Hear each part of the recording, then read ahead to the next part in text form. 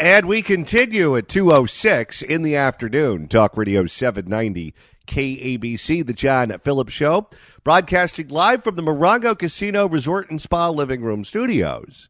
Mr. Randy Wangs at the sports desk in Culver City. John, we made a lot of discoveries when you were on vacation last week, including that before she was mayor, before she was in Congress, before she started the Community Coalition, Karen Bass was featured on that Lime in the Coconut song. She put the lime in the coconut, she called it Doctor. Woke him up and said, Doctor, ain't there nothing I can take? I said, Doctor, to relieve his bellyache. I said, Doctor, ain't there nothing I can take? I said, Doctor, to relieve his bellyache.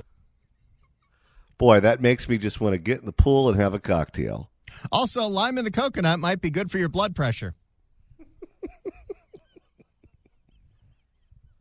You know, I've got this cough ever since I started taking that medication, and it hasn't done anything to my blood pressure at all. Every time I take my blood pressure, it looks like that billboard on Santa Monica Boulevard of the number of people who die from cigarettes, where it just keeps going up and up. 800-222-KABC is the telephone number, 1-800-222-5222. It is our pleasure to welcome our next guest to the program. He is with the Howard Jarvis Taxpayers Association and hosts the Howard Jarvis Radio Show, which airs Monday nights at 8 right here on AM 790 KABC. You can get him online at repealthedeathtax.com and hjta.org, and follow him on Twitter at Jon Coupal. Jon Coupal, welcome. Pleasure to be here. Speaking of coconuts, there's a lot of stuff going on in the state capitol right now that we really don't like. Oh, yeah. Well, to quote Chick Hearn, I think Gavin Newsom got hit in the head with one too many coconuts. Yeah, I think so. You know, the emergency du jour, and this seems to come up all the time with these attacks on Proposition 13, is this latest one, ACA 13, the language of which didn't even exist 2 weeks ago. And then they gutted and amended a bill to put in this poison pill against an initiative we've already qualified for the 24 ballot that would restore Proposition 13. So they are playing games the likes of which we have never seen. And fortunately, we have a very broad coalition that is fighting this. It's called Assembly Constitutional Amendment number 13. And do you think that was a coincidence that they decided to use the number 13? That should tell you right there that they're coming after our Prop 13 by trying to make it impossible to pass the initiative we've already qualified for 2024 that would restore the two-thirds vote protection in Prop 13. And we're just alerting everybody that they need to call their legislators, go to our website, and tell your legislator ACA 13 is bad, bad, bad. Well, you would think that they would be embarrassed by the decline in population that California has experienced on their watch. For the first time in the history of the state, since we joined the Union back in the 1800s, we lost a congressional district. And if the census were done a year later, we probably would have lost a whole lot more than one congressional district. If they find a way to eventually get rid of Prop 13, you are going to see an exodus from this state like you've never seen before. No one will retire here. People will take their money and they will retire somewhere else, and they will spend their money, including California pensions like CalPERS and CalSTRS, in other states and beef up their economy, and we're going to go down the toilet. That's pretty much what we've seen already. I was on a Zoom call this morning with an alleged moderate Democrat trying to explain to this legislator how bad this is, and I went through the numbers. We have the highest income tax rate in America, highest state sales tax rate in America, 7.25%, and that's even before all the add-ons, highest gas tax, and even with Prop 13, we are still a high property tax state, saying, we have got to stop the bleeding. And it's like, well, we need the money, and it's like, and this was someone who was supposedly a moderate and persuadable that this suicide march that the progressives are on to destroy Proposition 13 is not going to end well. And what you just said about the exodus, someone did a linear projection on the census, and now granted, a lot could happen between now and 2030 when the next census is, but if the rate of decline continued just on a linear progression, we would lose 5 congressional seats after the 2030 census. So this tells you that other states are reaping the benefit of our inability to govern the state of California. Well, I guess if you want to get someone's attention on a Zoom call, you need Jeffrey Toobin there, too. Well, I haven't pulled that trick yet, so to speak. But I mean, that was. But you know what, the guy. This is what kills me, John. They rehire the guy. Can you imagine a Republican who pulled a stunt like that, and being retained by the network? Anyway, he is. He doesn't really give anybody any stiff competition, so I'm not going to make any. It's hard to imagine that they would bring a pervert like that back into the mix, considering this is the same organization that thought it was a good idea to hire me. well, how about our incompetent in chief, this hair sniffing and stuff? I mean, anyway, that's a different topic. But to stay focused, as we sometimes try to do, John, we try to stay focused on California because Lord knows we need help, and I'm being serious. Between this particular proposal, ACA 13, and another proposal, Assembly Constitutional Amendment number 1, to lower the 2/3 vote, and all this other stuff that is completely divorced from reality. You know, Dan Walters had a great column in the paper today on Cal Matters, talking about the inability of the state of California to put together a computer system. In the state that invented computers, Silicon Valley, we do not have a computer system to run the state's finances and accounting. It's head scratching. Meanwhile, they've announced all kinds of, today is National Kumquat Day or something like that. All this tangential stuff that has no consequence whatsoever. Well, the computers couldn't operate the EDD system. And the woman who was in charge of that is now acting Secretary of Labor for the entire nation. And she said, don't blame her. You can blame Apple. We had the same thing at LAUSD with the payroll. They would send the superintendent's paycheck to the janitor, and the janitor's paycheck to the music teacher, and the music teacher's paycheck to the swim coach. And no one got the paycheck they were supposed to get. And they said, well, it's because of the computer system that we have. How is it that we can invent all of these things right here in the Silicon Valley, and yet the computer systems that the government uses can't do basic things? There's no incentive to correct it, and the reason there's no incentive to correct it is because people are making money through the dysfunction. And the example you just mentioned, it was EDD, it's the attendance records.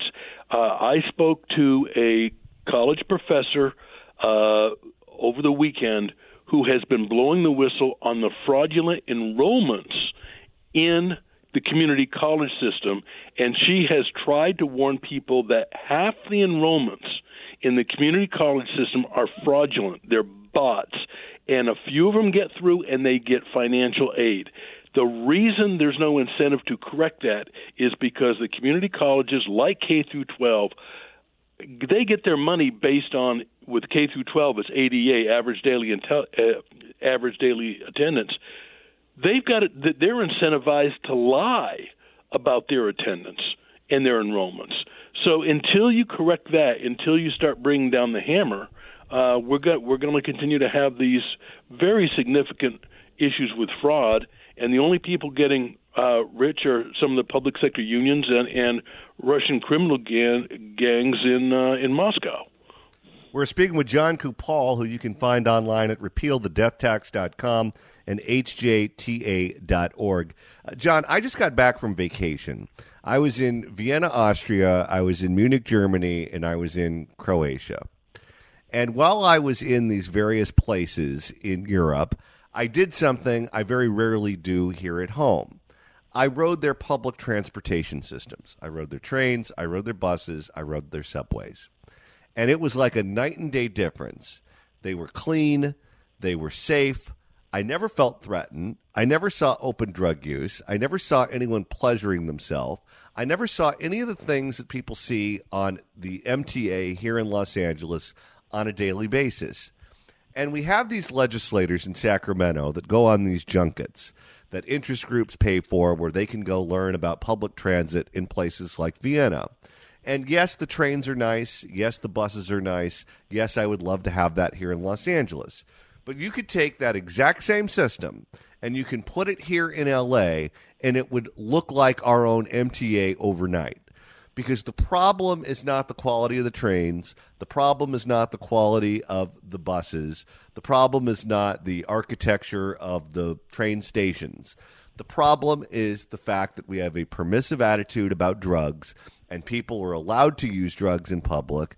They're frying their brains. They're committing crimes so they can pay for their drug habits. And unless and until you do something about that, you can bail these transit systems out all you want.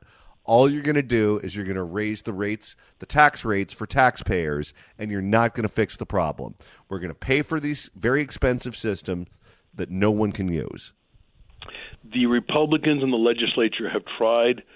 They tried again today to get through some legislation to increase the penalties for fentanyl dealers. And they're stymied at every turn. This should not be a Republican versus Democrat issue until we begin to impose consequences on open drug use and looting and all the other criminal behavior that we see in our inner cities. Those transit systems, and it's not just transit systems, that's the whole downtown area of either Los Angeles or San Francisco.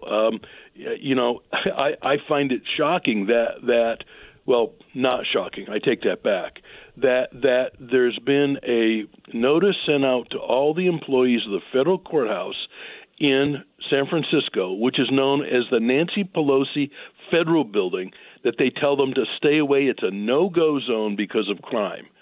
What does it tell you? That people are now being advised not even go into the federal building in downtown San Francisco because it's just not safe, and it's not safe just at night. It's during the day as well. I'll tell you, there are a million problems associated with one-party rule. And when you're controlled by one party, as we are at the state level, the city level, various levels of government here in the state of California, if that party is ill-equipped to deal with the problem, you're in serious trouble. Part of the reason that Democrats have been able to win elections and take control of all of these layers of state government is because they've racialized every single issue, even when race is not relevant when dealing with the subject. And one of the things that happens when you racialize literally everything is you become impotent. You become unable to deal with problems. Whereas in other cases, in other instances, take where I was on vacation this last week, you can say it's not okay to rob a pharmacy. If you rob a pharmacy, we're going to catch you, we're going to throw you in jail, and you're going to stay there until you learn your lesson. And if you come out and you rob another pharmacy, we're going to throw you in longer because clearly you haven't learned your lesson. It's as simple as that. We're not putting up with people robbing our pharmacies. But here, we don't do that, because if you do that, well, you're picking on one particular group or another, and we don't want to do that, so we're just going to stay away from it, and we're going to pretend that writing you a ticket is dealing with the problem because that's quote-unquote accountability. And I don't see how you get people to stop robbing the pharmacies or stop doing drugs in the subways or any number of crimes that are committed on a daily basis here in California at high noon for all to see. I don't see how the ruling Democrats can deal with these issues until they stop racializing everything and they just get back to the nuts and bolts of running a government. The imposition of consequences for lawbreakers should be race neutral. Should make no difference whether you're white, black, Hispanic, Asian, or anything. Somebody breaks the law, there has to be consequences. And for these swarm mobs that go into a store with 20 of them or 30 of them, they didn't get together an hour before. That was a planned event. That is conspiracy. That's a RICO violation. By the way, that's a real RICO violation, not like the one that they're alleging in Georgia. That is intentional, coordinated criminal behavior, and these people are let go even when they find them. This is not sustainable over the long term. Retail stores are bailing out of California. The ones in the inner city are moving to the suburbs, but I don't think the suburbs are going to last too much longer either. I mean, this is what's happening. One of the few things that's good for California has been Prop 13. It is the one straw that's keeping some people here. If we lose that, then that exodus out of California is going to become a stampede. And this is why one of the things that we're talking about today, because it's the locomotive that's 20 feet away barreling down on us, is Assembly Constitutional Amendment number 13. People need to go online, go to our website if you want to learn more about this, but you've got to let your legislator know that ACA 13 is a direct attack on Prop 13. They're claiming it's not. They're saying, it's not. It doesn't have anything to do with Prop 13. It does, because it would invalidate the initiative that we've already qualified for 2024 to restore Prop 13. So these guys are very tricky. They're very coordinated, and they've got a lot of political power, but we need to push back. Jon Coupal, president of the Howard Jarvis Taxpayers Association and host of the Howard Jarvis Radio Show, which airs Monday nights at 8 right here on AM 790 KABC. If you want him online, you can get him at repealthedeathtax.com or hjta.org. You can also follow him on Twitter at Jon Coupal. That's John with no H, by the way, unlike my name. Jon Coupal, thanks so much for stopping by. You bet, John. Take care. If you'd like to email the show, you can do so at johnnydon'tlikeshow@gmail.com. That's johnnydon'tlikeshow@gmail.com. And Randy, you're monitoring the mailbag. Well, let's see. We've got one from Alex, who writes in at johnnydon'tlikeshow@gmail.com. He wanted to know if we knew if Karen Bass had ever collaborated with 90s hip-hop star Kool Moe Dee. Why, yes, she did. But 3 days later, go see the doctor.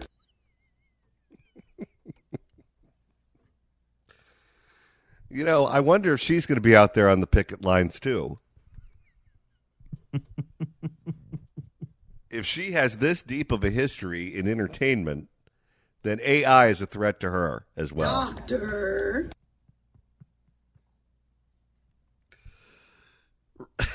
Randy, if you want to download the podcast edition of this show and listen to us later on like Leftover Pizza, that's not hard to do. That's right. Go to KABC.com, click on podcasts, go to the Apple Podcast app, iHeart, Spotify, search for The John Phillips Show, hit subscribe. You can download all the episodes. You can search for The John Phillips Show on YouTube as well. Subscribe to the playlist. No matter what you want to do, there are so many different ways to listen, and you get the same incredible programming over and over and over again. It's like pizza. It's good anytime. And we're going on the road next week. That's right. This is going to be fantastic. I'm so excited about this. But a week from Friday, September 15th, Johnny and I are going to be doing a live broadcast at the Gelson's Food Market and Wine Bar at the Gelson's in Century City on Friday, September 15th. It's at the Westfield Century City Mall. You can get 3 hours validated parking there, but come by, have lunch, stop by, take a picture, have a little glass of wine. They pour some great California Reds. We're going to be there all 3 hours. It's going to be so much fun. That's Friday, September 15th, the Gelson's in Century City at the Wine Bar, noon to 3. Come on by. Century City's where Candy Spelling lives, and she told me one time that she listens. Maybe she'll show up. Maybe. We'd love to have everybody. I don't think Tori will, though. No. Have you seen the latest on her? I have not checked in with Tori Spelling since 90210 went off the air. Okay, her dad was worth $1 gazillion, Aaron Spelling, correct? That's right. In fact, the home that they used for the Beverly Hillbillies was his home, if I'm not mistaken. I believe you're correct. Okay. He dies, Candy gets the money, and Candy is worth $1 gazillion. She lives in a condo in Century Sunrises. That's what she told me. And Tori Spelling has a bunch of kids, and apparently she's living in an RV. How does that happen? This is why you don't want to burn any bridges, especially with members of your family. No, got to play nice, especially if your family's that rich. So I just got back from vacation. I was in Vienna, Austria, which I believe, Randy, and you can fact check me on this, is the home to Beethoven. Yes, I believe that's right. Not the dog with Charles Grodin, but the actual composer. Yes, Beethoven made his name in Vienna, Okay. spending about 35 years in the city from 1792 until his death in 1827. And who knew all this time Beethoven was a budding crime fighter? That's right. Because classical music is being employed by one Oakland area Home Depot to deter the homeless encampments and the RV dwellers from irritating their customers. That's right. They figured the best repellent to criminals is to make yourself appealing to the educated. For more, here is KPIX in the Bay Area. Today with some weather surprises and firsts, but we begin tonight in Oakland with a new twist and a new tune to the city's homeless problem as one of big... Get new tune because it's about music. Oh, yes. That writer's going to win another award. And a new tune to the city's homeless problem as one of big business is trying a new tactic. I wonder if there's any news directors on some of the local channels down here that listen to when we play these raps from the Bay Area, deciding on who they're going to bring down as their next talent to steal from San Francisco. The writer's strike doesn't apply to them, right? No. Okay. So it's not like they have someone from housekeeping that's now writing the news. No. Scabs. No, that part of SAG-AFTRA is not on strike, just like our part of SAG-AFTRA is not on strike, despite KBC's contract not being renewed since 2003.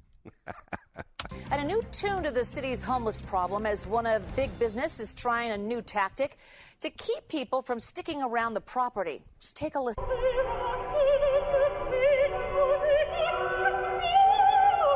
We're going opera.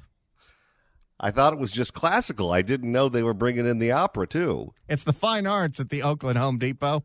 Your ears do not deceive you. A Home Depot is actually blasting classical music in the parking lot nonstop, 24 hours a day. We are talking about the Home Depot on Alameda Avenue near High Street in East Oakland. It is right off of 880. The store is surrounded. You know, when I first downloaded this story, all it said was Home Depot. And I was just listening, and said, I bet it's Oakland. I bet it's Oakland. And it's Oakland. You know, there's a lot of pregnant women who believe that if they listen to classical music while they're pregnant, it will increase the IQ of their baby. Have you heard that before? I have. Okay. Maybe if they're playing classical music while the crooks are robbing the Home Depot, it'll lift their IQ up to double digits. East Oakland. It is right off of 880. The store is surrounded by RVs and a large illegal encampment. So Dahlin has done many stories on crime and homelessness in the area. Workers telling him the store started playing classical music just about 3 weeks ago. Some believe Home Depot is using the music to push out the homeless, but not only. Well, yes, that's the point. Yes, that's exactly the objective. Some believe Home Depot is using the music to push out the homeless, but not only is it annoying the homeless. The only thing the homeless are buying at Home Depot is butane tanks for the meth. Or stealing them. But not only is it annoying the homeless, it's bugging the neighbors as well. I mean, that's some beautiful music right there. Oh, I remember one time in Garden Grove, California, my hometown, there was a car lot. You know, they have all those car dealers along the 22 freeway. And the 22 freeway, the Garden Grove freeway, goes all the way from Seal Beach down to Santa Ana and the 55 freeway. But those car dealers are on one side of the street, and there are single-family homes on the other side of the street. And one of the car dealers put up this large electronic sign right along the freeway to advertise their deals, because they stock them deep and sell them cheap.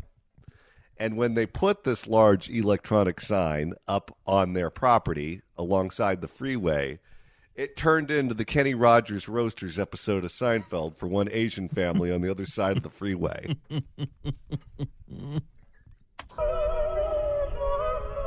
Very loud and annoying. It grates on your nerves. Definitely grates on your nerves. Yeah, you know what also grates on your nerves? Your house being lit on fire. That would piss me off more than the music. To me, it's good. You could hear it all the way to... I will give whoever edited this piece together some props. This is great. Oh, yeah. Well, also, it sounds like you're watching the fountains at Bellagio. And when one of the homeless runs over one of the water hydrants, the fire hydrants, it could feel like you're at the Bellagio in Las Vegas. You could hear it all the way to Shell, which is a block and a half away. This is far from a music hall. I enjoy classical music, but I'm surprised to hear it here at the Home Depot parking lot. The speaker located right above a mobile surveillance security system. All day, all night, I can certainly hear it, and I know it's wearing on my nerves. Store workers tell me they started playing classical music in the front and back parking lots about 3 weeks ago. Do you hear that, Johnny? They have it in both places. Or to further explain it, Eric Garcetti?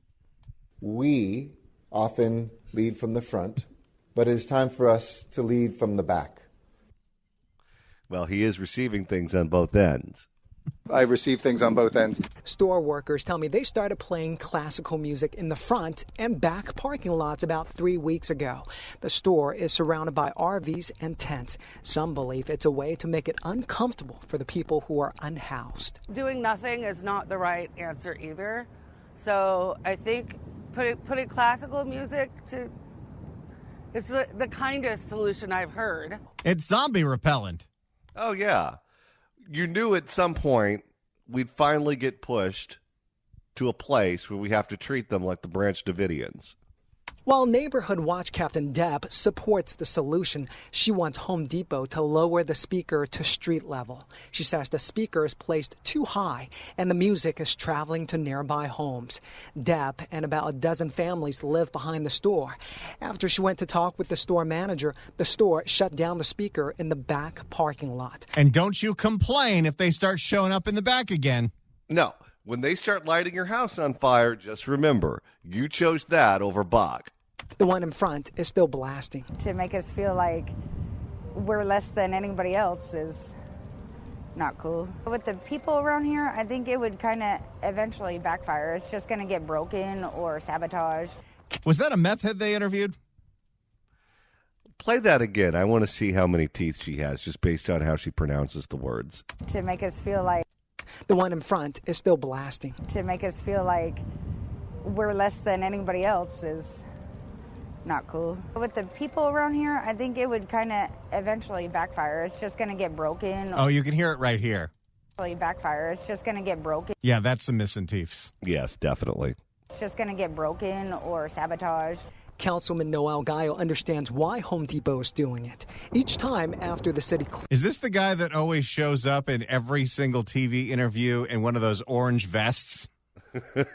They have one sane person on the Oakland City Council, and they're quoted as the counterbalance to all of the insanity that the majority produces on a daily basis. So they're a regular on the local news up there. Councilman Noel Gallo understands why Home Depot is doing it. Each time after the city cleared the RVs, they came right back. And neighbors complain the stolen and stripped cars are linked to the encampments. Certainly it's a creative way to maybe get some other people frustrated to move out, but I don't think that's going to be the solution. Home Depot declined to comment for the story, but a regional director said this last year. Out of our 2,200 stores in our throughout the country, Oakland is our biggest pressure when it comes to malicious theft. Every single Home Depot location in the entire United States of America, plus Alaska and Hawaii, Oakland is the most dangerous one. Well, here in California, we've been striving to be number one at something for a while. Out of our 2,200 stores in our throughout the country, Oakland is our biggest pressure when it comes to malicious theft, along with other incidents as well. The best solution is if the city can provide more housing and mental health services. We support them. we support them. This needs to be cleaned up. Doing nothing is not the solution. Many neighbors say they support Home Depot. They want the city to do more so Home Depot doesn't leave Oakland. There you go.